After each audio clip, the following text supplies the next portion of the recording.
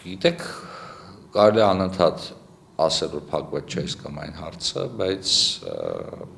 սա կլինի քաղաքական դատողություն։ Իրականության մեջ մենք ունենք այն, ինչ որ ունենք, եւ հաշվի չնստել այս իրականության հետ նշանակում է ավելի մեծ արգացախնդրությունների մեջ ընկնել։ Աշխարհը փոխվել է, աշխարհը շարունակում է փոխվել, եւ մենք պետք է կարողանանք այս փոփոխող աշխարհում ունենանք առնվազն իրավիճակ, երբ մենք մեր հարևանների հետ ունենք կարգավորված հարաբերություններ։ Չկարգավորված հարաբերությունները միշտ արկածախնդրության հիմք է։ Եվ միշտ այդ արկածախնդրությունից օգտվելու են այն սուբյեկտները, որոնք փորձելու են անել ամեն ինչ, որպեսզի դու մշտապես կախված լինես։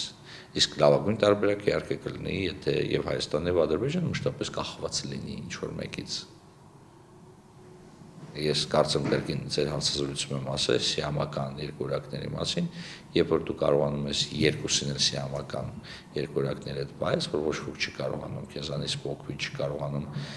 կառուցի իր անկախ արտաքին եւ ներքին քաղաքականությունը, ըստ էության վերահսկում ես ամբողջ գործընթացը։